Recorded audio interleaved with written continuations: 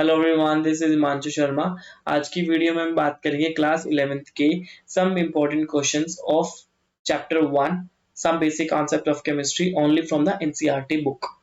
तो आज जो मैंने क्वेश्चंस यहाँ पे लिए हुए हैं, ये कुछ ऐसे क्वेश्चंस है कि टीचर्स एग्जाम में देता ही देता है, बहुत इंपॉर्टेंट में माने जाते हैं और ये बिल्कुल हटके होते हैं क्वेश्चंस। सेकंड चीज, मैंने यहाँ पे जो है ना आपको नंबरिंग भी दी है साथ के साथ, जिससे आप लोगों को ये याद रहेगा कि ये एनसीईआरटी के बैक एक्सरसाइज के कौन सा क्वेश्चन नंबर है। ठीक है भाई। तो हम सबसे पहले बात करते हैं, फर्स्ट क्वेश्चन है 1.2, calculate the mass percentage of different elements present in the sodium sulphate. आप तो सबसे पहले ये देखिए कि हमें जब किसी भी कभी मास परसेंटेज बताना होता है तो वो पूछ क्या रहा है कि अगर कोई पर्टिकुलर कंपाउंड है ना, तो उसके अंदर कोई भी पर्टिकुलर एटम, सोडियम जैसे सल्फर, ऑक्सीजन की मास परसेंट कितनी मात्रा है, कितना अमाउंट है परसेंटेज में।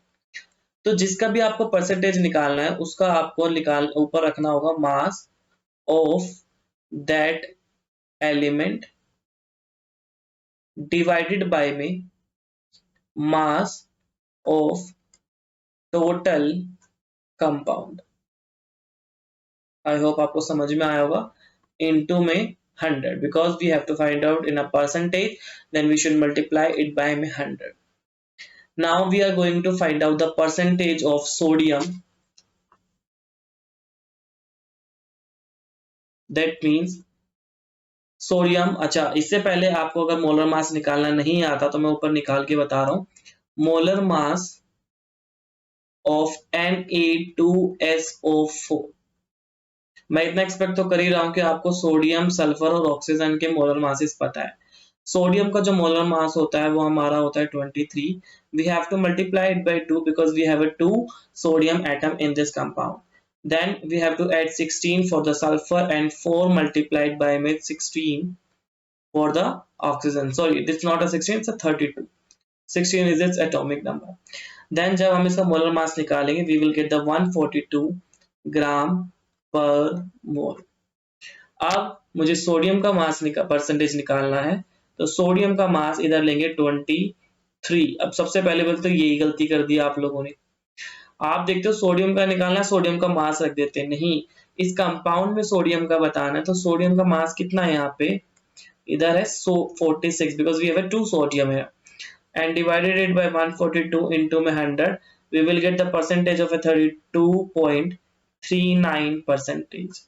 Similarly, for sulfur, हमें ऊपर सल्फर का मास रखना है, डिवाइडेड बाय में टोटल कंपाउंड का मास इनटू में 100, we will get 22.5 percentage। In the last, similarly for oxygen, जैसे हमने बाकी का निकाला है 64 क्यों, क्योंकि 4 है हमारे पास ऑक्सीजन और एक का 16 होता है, तो 16 4 जा 64। 142 into में 100 is equal to we will get 40.07 percentage। this is the way we can find out any mass percentage of any atom or an element from any compound। move to the next question। now this is the question number 3 in which we have to find out the empirical formula। हमें empirical formula निकालना है किसी भी oxide का जो iron and हमारे die oxygen से बनी हुई है। लिखा डाई ऑक्सीजन है बट हमें यहाँ पे इसको ऑक्सीजन ही लेना है। इसका मतलब इसको सब बोल क्या रहा है, मतलब Fe+O2 को मिला के हमारे पास एक ऑक्साइड बन रही है। इस ऑक्साइड का मुझे एम्पेरिकल फॉर्मूला निकालना है। तो एम्पेरिकल फॉर्मूला का निकालने के लिए हमारे पास सबसे easiest वे होता है tabular form, in which we have to write out the element कि आपको कौन कौन से एलिमेंट गिवन है। Second, we will write symbol and third mass percentage mass. यहाँ पे बच्चे कंफ्यूज होते हैं क्योंकि कुछ क्वेश्चंस में यहाँ पे मास परसेंटेज ना देके सिंपल मास दिया होता है, आपको उसको मास परसेंट में कन्वर्ट करना पड़ेगा। then this is your choice if you want to write its atomic mass or not। and in the next column we have mole, next simplest molar ratio, and in the last we have whole simplest ratio। Okay, आगे चलते हैं। we have two elements, one is Fe and second is the oxygen. So symbol की जगह लिख दिया मैंने, element में आप लिख लेना यहाँ पे आयरन एंड यहाँ पे ऑक्सीजन, ठीक है। Percentage mass we have for the iron is 69.9 percentage, and for oxygen we have 16 gram, as it is a molar mass 30.1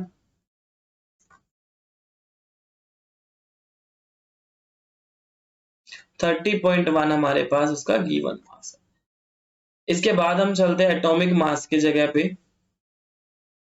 atomic mass iron का आप ले लेना 56, यहाँ पे इसका ले लेना आप 16। जिनको मोल नहीं पता, मैं उनके लिए मोल का फॉर्मूला लिख देता हूँ। मोल का फॉर्मूला होता है given mass upon molar mass, get it. तो मोल का फॉर्मूला गिवन मास है हमारे पास 69.9 डिवाइडेड बाय में 56। इसको मैं सेपरेटली कर देता हूँ जिससे यहाँ पे थोड़ा सा आपके लिए इजी हो जाएगा कन्वीनियंट समझने के लिए। Mole of Fe is equal to 69.9 which is a given mass, 56 उसका मोलर मास है। जब आप डिवाइड करोगे आपको जो मोलर मास निकल के आएगा that is 1.25, right it here. Similarly जब आप 30.1 को 16 से मल्टीप्लाई करोगे 1.88। अब इसके बाद जो आपको कॉन्सेप्ट को टॉपिक है, यहाँ पे कॉन्सेप्ट ये याद रखना पड़ेगा, इन दोनों में से जो छोटा नंबर है वो 1.25 है, उसको सर्कल कर लो या अंडरलाइन कर लो। सबसे छोटे नंबर को सारे नंबर से डिवाइड कर देना जो जो उस टाइम गिवन होगा, याद रहेगा। Note divide small value of mole to all the values by the all values of mole। तो यहाँ पे आई वैल्यू 1 और इधर आया 1.5। ये देखो सिंपलेस्ट रेशियो है, बट हमें नंबर्स किस में चाहिए था, होल। क्योंकि कभी आपने ऐसे देखा नहीं होगा कि H1.5O ऐसे नहीं देखा होगा, हमेशा आपने H2O ही देखा है। कभी भी आपने फ्रैक्शन में या इसमें इंटीजर इसमें डेसिमल्स में नहीं देखी है। तो हमें अब क्या करना पड़ेगा, दोनों को कुछ ऐसे नंबर से मल्टीप्लाई करना पड़ेगा कि we will get the whole number. अगर 1 से मल्टीप्लाई करते हो तो सेम आ जाएगा, 2 से ट्राई करके देखते हैं। तो नीचे तो 3 आ गया होल नंबर और ऊपर तो 1 था तो उसको आना ही आना था। तो मतलब इस फॉर्मूले में, एम्पेरिकल फॉर्मूले में Fe2 है और ऑक्सीजन 3 है। This will be your final answer, get it. Moving to the next question.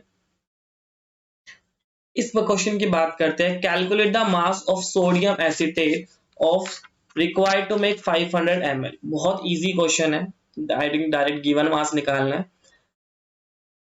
आपको मोलैरिटी का कॉन्सेप्ट लग रहा है। अब ये मोलैरिटी क्या होती है, ये कंसंट्रेशन टर्म्स होती है हमारे पास। कौन कौन सी कंसंट्रेशन टर्म है, molarity, molality, mole fractions and normality. Normality is not in the CBSE syllabus, but if you are preparing for the JEE exam, then you should concern about it। जब भी आप कोई भी क्वेश्चंस कर रहे हो या आप कोई कॉन्सेप्ट पढ़ रहे हो कंसंट्रेशन टर्म्स का। तो मोलैरिटी की बात करते हैं। अच्छा, मैंने मोलैरिटी क्यों लिया, क्योंकि इस क्वेश्चन में बोला हुआ है 0.375 मोलर एक्वस सॉल्यूशन। क्वेश्चन में पहले से ही बोल दिया कि there is one solution whose concentration is 0.375 molar. अब इसमें आपने कितना गिवन मास डाला था जिससे 500 ml का तो सॉल्यूशन बना था और ये कंसंट्रेशन। तो यहीं से समझ आना, मोलर दिया हुआ तो मोलैरिटी का formula. What is the formula of molarity, N represent mole, moles of solute divided by में volume of solution. If volume of solution is in ml, then we have to multiply it by 1000 for converting it into a liter, because we are taking volume of solution in liter form. Now moles is nothing, given mass, so I can write given mass divided by my molar mass into my volume of solution into my 1000। and in this question we have to find out this molar mass. Molarity is nothing 0.375 दी हुई है इधर। Given mass आपको निकालना है।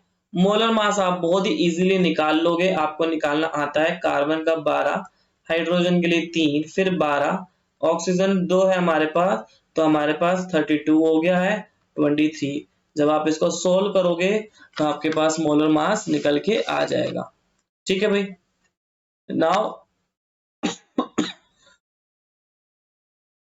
जब आप यहाँ पे मोलर मास रख देंगे, I think molar mass question में गिवन भी है तो इजी है। 82.0245, volume of solution 500 ml and 1000 से मल्टीप्लाई। एक्स की वैल्यू आपकी निकल के आ जाएगी 15.380 ग्राम। This will be your final answer for this question. Moving to the next question, which is a question number 1.6 of NCERT chapter 1. Calculate the concentration of nitric acid. What is nitric acid? Nitric acid is HNO3 in moles per liter. Moles per litre मुझे hint देती है कि हमें molarity निकालनी है, क्योंकि मैंने अभी बताया मोलैरिटी का formula is moles of solute divided by में वॉल्यूम ऑफ सॉल्यूशन। तो एन के लिए मोल आ गया, वॉल्यूम के लिए हमारे पास लीटर आ गया, दैट मींस मोल पर litre. In a sample which has a density, देखो जहां पे डेंसिटी का कॉन्सेप्ट आता है ना उसको ध्यान से समझो कि डेंसिटी दी किस चीज की गई है। क्या सोल्यूट की डेंसिटी दी है या फिर मेरे को यहाँ पे किस चीज की डेंसिटी देंगे, आपको सॉल्यूशन की। तो लिखा हुआ है उस सैंपल की, पूरे सैंपल की डेंसिटी दी हुई है। It means density of solution दी हुई है कितना, 1.41 ग्राम पर ml and the mass percentage. ये मैं हर बच्चे से बोलता हूं, मास परसेंट आपको समझना बहुत जरूरी है, क्योंकि ये डायरेक्ट गिवन मास ना देके मास परसेंटेज को देंगे। 69% का मतलब क्या है, it means 69 gram of solute, यहाँ पे सोल्यूट HNO3 है, present in 100 gram of solution. ये उसी तरीके से हो गया, अगर 100 ग्राम सॉल्यूशन के अंदर मैंने 2 ग्राम शुगर डाला है तो वो शुगर का परसेंटेज कितना है, ओनली 2%। तो इनडायरेक्टली इस 69 आपका यहाँ पे क्या है, गिवन मास। क्या है, गिवन मास। तो मुझे कई कई चीजें पता चली, गिवन मास सोल्यूट का पता चला, मुझे इस 100 ग्राम से पता चला मास ऑफ सॉल्यूशन। ये अब क्यों काम आ रहा है जरा मैं भी बता देता हूं आगे। क्योंकि गिवन मास तो मुझे पता चल गया है, नाइट्रिक एसिड का मोलर मास निकाल लोगे जिससे आपको मोल पता चल गए, मुझे वॉल्यूम चाहिए। तो आपको पता है density of solution is equal to mass of solution divided by में volume of solution. Okay, density कितनी दी हुई है, 1.41 ग्राम पर ml is equal to mass. Mass आपको निकालना है, मास 100 ग्राम है, वॉल्यूम आपको निकालनी है। So your volume of solution is come 1.41 gram, sorry 100 के नीचे है ना, आप देख भी सकते हो 100 ये ऊपर जाएगा ये नीचे आ जाएगा, 100 डिवाइडेड बाय 1.41 ये ग्राम, दिस इज ग्राम पर ml। इसको सोल्व करने पे आप लोग आपके जो यहाँ पे वैल्यू आएगी वॉल्यूम ऑफ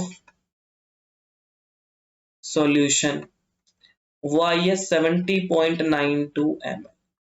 अब बहुत ही इजी है, मोलैरिटी निकाल देंगे आप,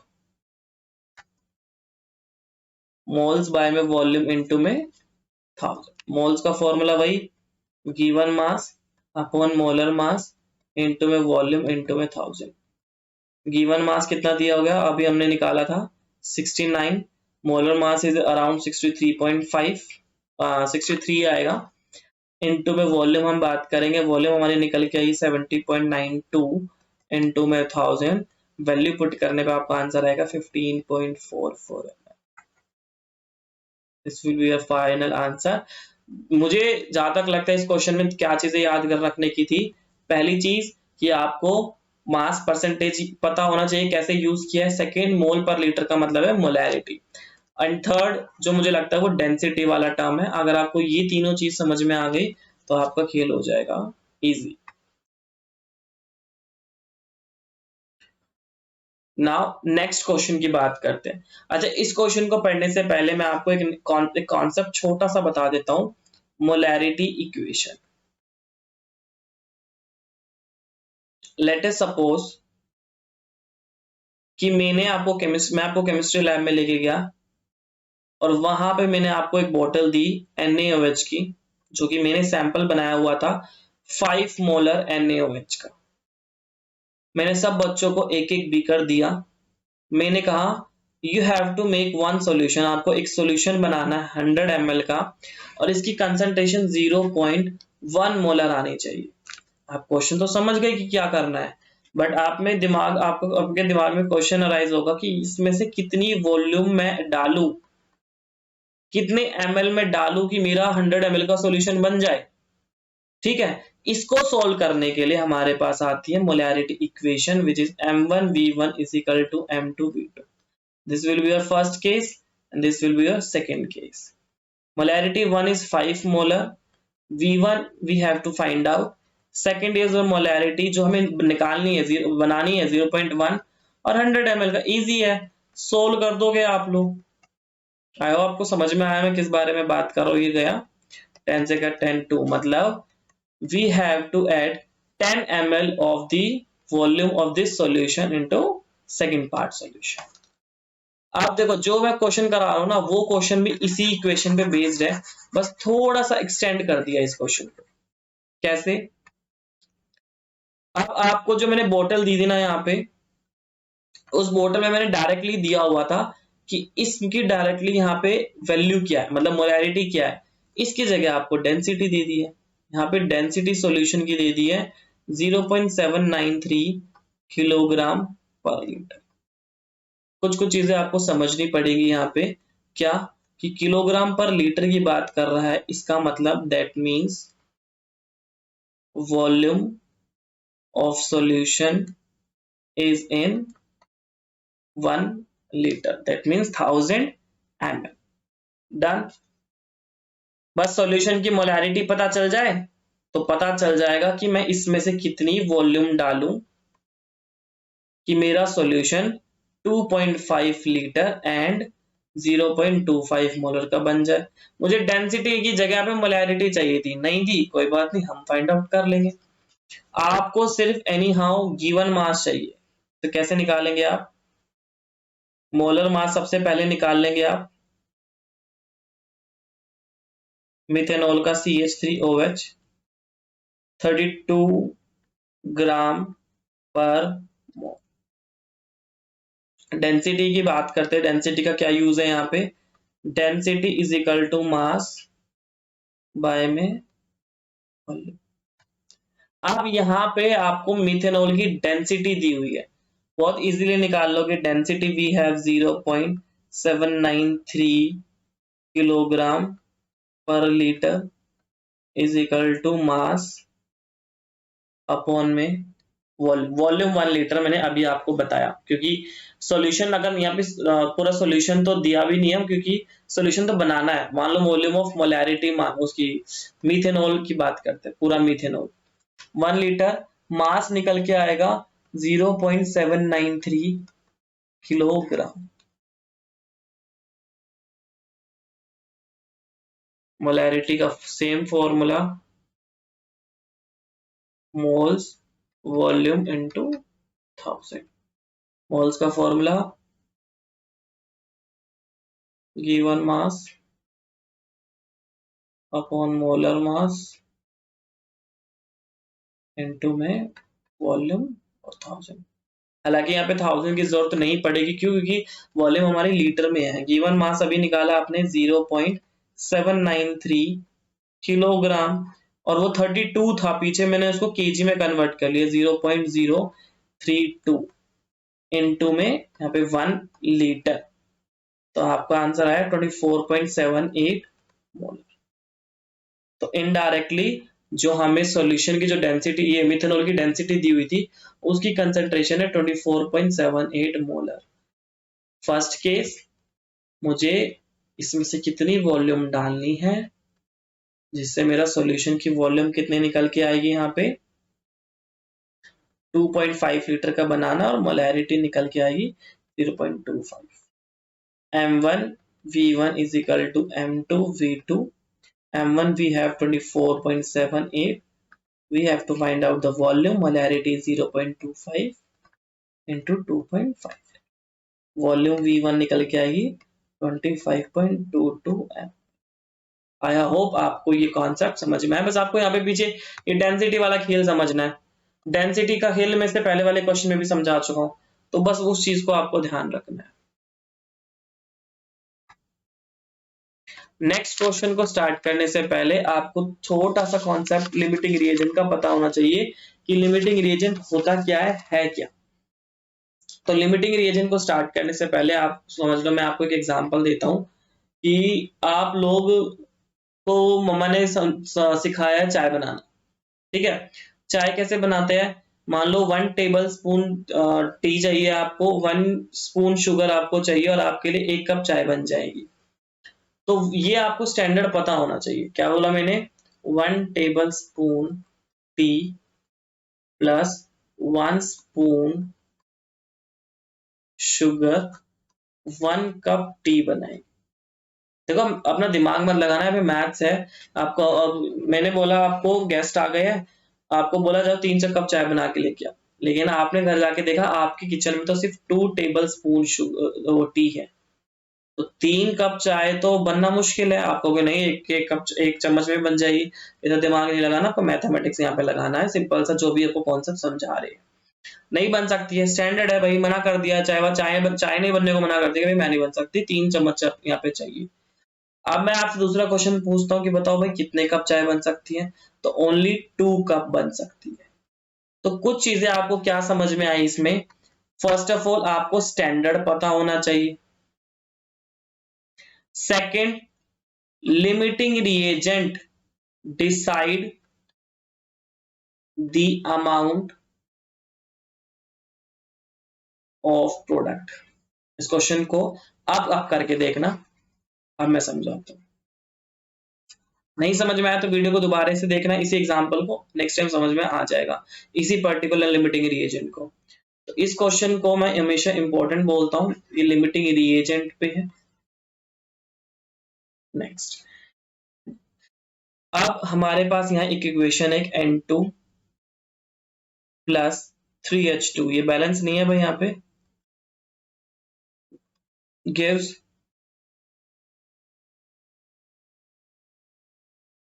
2NH3। According to equation,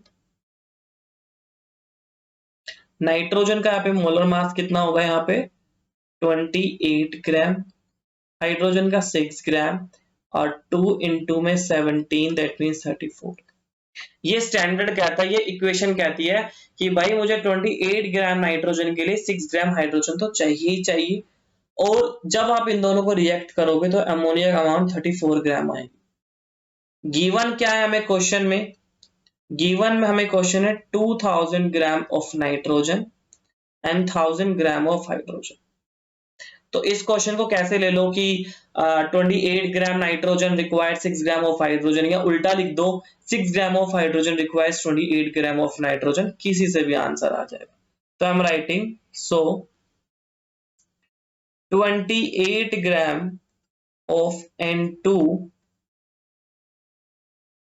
requires 6 gram of hydrogen. First time एक चीज समझा रहा हूं, तो 1 ग्राम नाइट्रोजन को कितना चाहिए होगा हाइड्रोजन। हम जब भी बड़े अमाउंट से छोटे अमाउंट पे जाते हैं, we will do always division. 6 by में 28, ये उन लोगों के लिए जिनको बिल्कुल भी हिट एंड ट्रायल मेथड नहीं आता मैथ्स के लिए, जिनकी थोड़ी सी मैथ्स वीक है। देखो 28 ग्राम नाइट्रोजन के लिए 6 ग्राम हाइड्रोजन चाहिए, 1 ग्राम नाइट्रोजन के लिए इतना चाहिए। लेकिन हमारे पास क्वेश्चन में 2000 नाइट्रोजन है ना। अब छोटे से बड़े गए तो मल्टीप्लाई, तो 6 बाय में 28 इंटू में 2000, इसको सोल्व करने पे हमारे पास आया समथिंग 428.6। मैं इसमें पर कंफ्यूज हूँ, आप लोग देखना, मतलब 428 या 450 के करीब ही आएगा, इससे ज्यादा आपका वो भाई आएगा ही नहीं। 428.6 ग्राम ऑफ H2 चाहिए भाई। अगर 2000 नाइट्रोजन मैंने आपको दिया है ना, तो आपको सिर्फ 428 हाइड्रोजन की जरूरत है, लेकिन मेरे पास कितनी गिवन है, 1000। तो कैसे लिखेंगे इस क्वेश्चन को, but we have 1000 gram of H2 and requires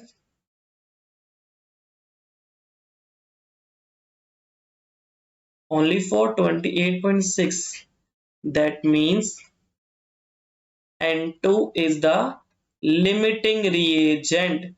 क्योंकि हाइड्रोजन तो बच गया, तो जल्दी खत्म कौन हो रहा है, नाइट्रोजन ही हो रहा है ना, तो नाइट्रोजन लिमिटिंग रिएजेंट है, पहला पार्ट। अब मैंने आपको यहाँ पे लिखवाया था, पहले भी लिखवा चुका हूं, अब भी लिखवा रहा हूं दोबारा नोट डाल के, amount of product is decided by the limiting reagent। So who's the limiting reagent right now? Nitrogen and ammonia, इन दोनों के ऊपर बात करेंगे सिर्फ हम। कैसे? 28 gram of nitrogen produce 34 gram of ammonia, 28 gram of N2 produce 34 gram of NH3। तो हमारे पास कितना है, 2000 ग्राम, 34 28 इंटू 2000, तो मेरा आया 2428.57 ग्राम। This will be your final, the amount of ammonia, whenever we have 2000 gram of nitrogen and 1000 gram of hydrogen, and from 1000 gram of hydrogen only 428.6 gram of hydrogen will be used। That means second part में यही पूछा है, is there any amount या will any of the reactant remain unreacted। हाँ जी, hydrogen बचा रह जाएगा। if yes, कौन सा हाइड्रोजन एंड हाउ मच, 1000 में से आप माइनस कर देंगे, 1000 माइनस 428.6, जो अमाउंट आएगी वो लेफ्ट आ जाएगी, लेफ्ट अमाउंट ऑफ हाइड्रोजन।